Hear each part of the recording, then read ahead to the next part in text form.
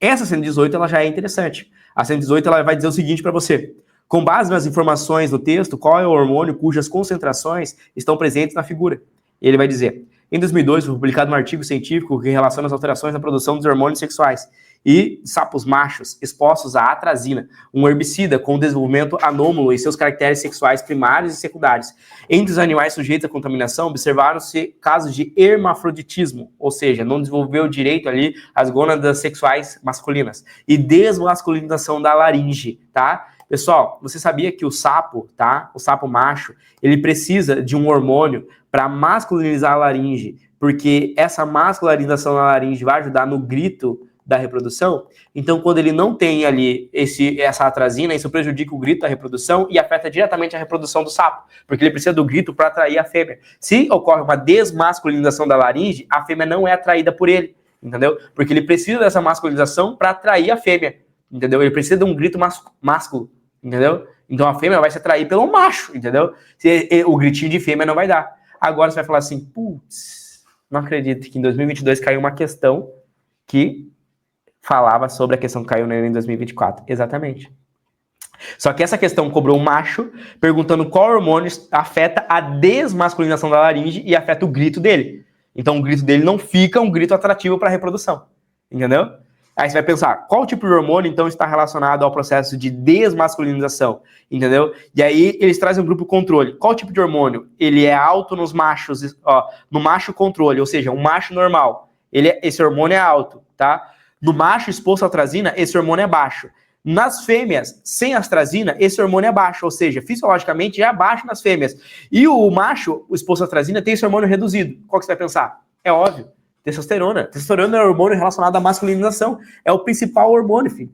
Tá? Testosterona. Tá?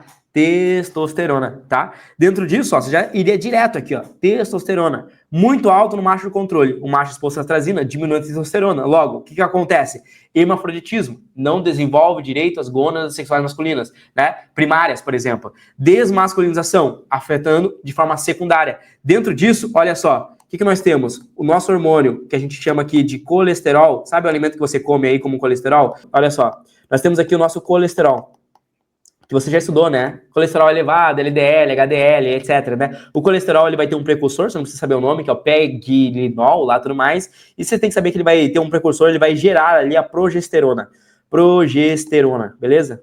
Ou seja, tem um intermediário aqui, um intermediário. Esse intermediário produz a progesterona, tá? Então, fisiologia, revisando de forma rápida, tá? A progesterona, ela vai dar origem ao que a gente chama de testosterona, beleza? Testosterona. Ah, então o colesterol, ele é um hormônio, né? Ele é um lipídio, sim, ele é um lipídio, tá? Ele é um lipídio que vai dar origem a hormônios esteroidais. Então ele é um lipídio que afeta os hormônios sexuais, tá? Então os hormônios sexuais com testosterona, eles são produzidos a partir do colesterol. Você pode até pensar agora, Renato, então obesidade afeta a testosterona? Sim, afeta a testosterona, certo? Por causa do aumento do colesterol. Tá? Então ele vai afetar a produção de progesterona, a produção de testosterona e também um outro mecanismo. Por quê? Porque da testosterona nós temos o estradiol, tá?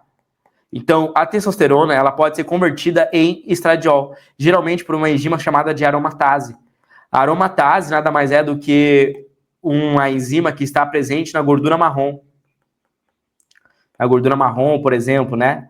Essa gordura marrom, ela, conforme vai se acumulando ali lipídios, ela consegue transformar a testosterona em estradiol. E o estradiol é o hormônio feminino, que vai produzir, no caso, o estrogênio. O estrogênio faz crescer as gônadas femininas. Então, o que você tem que saber? Que a testosterona faz crescer o quê?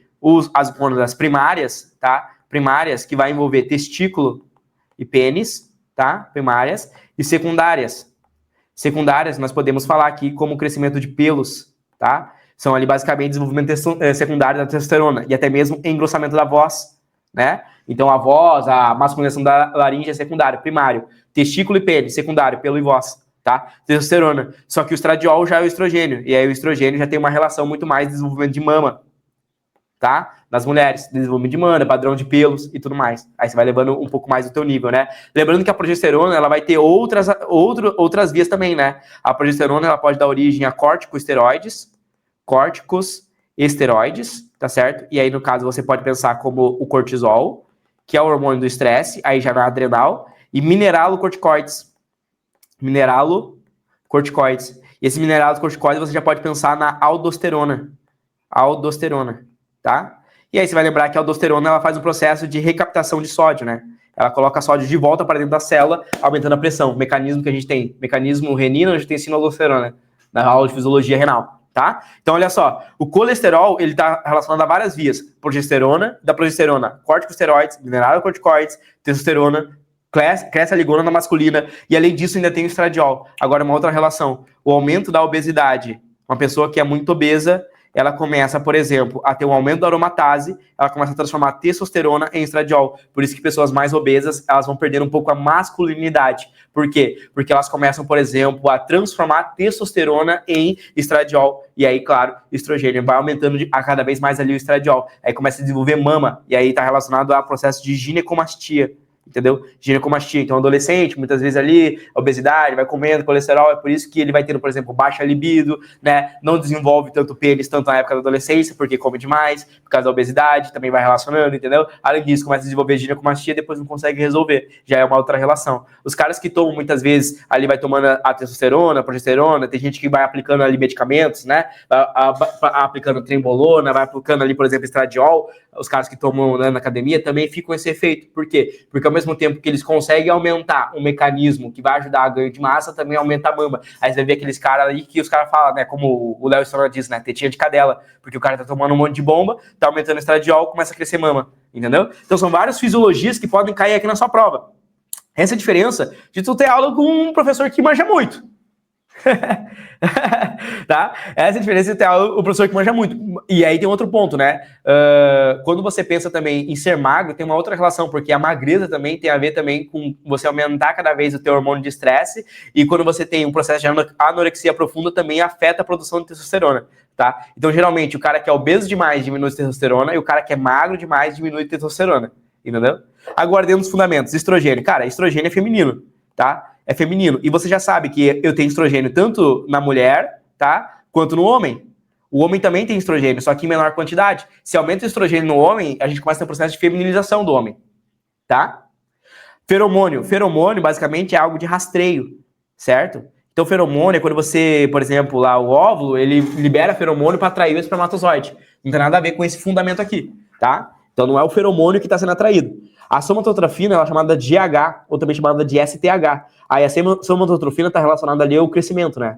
Aí o cara toma um GH ali, por exemplo, para poder crescer. Muitas vezes a gente tem processo de nanismo, o paciente toma ali a somatotrofina, o GH, para poder crescer, mas a gente toma o GH também para ficar monstrão, tá? Para crescer. Tem que tomar um cuidado, porque quando você cresce também os órgãos, né? Recentemente aí no bodybuilder ali, a gente tinha um cara ali, cara, o cara tava gigantesco, a barriga do cara parecia um boi, né? Aí, por que a barriga do cara parecia um boi? Porque, o cara tá tomando ali um monte de hormônio, né? Além dele crescer e até fazer processo de crescimento de novas fibras musculares, né?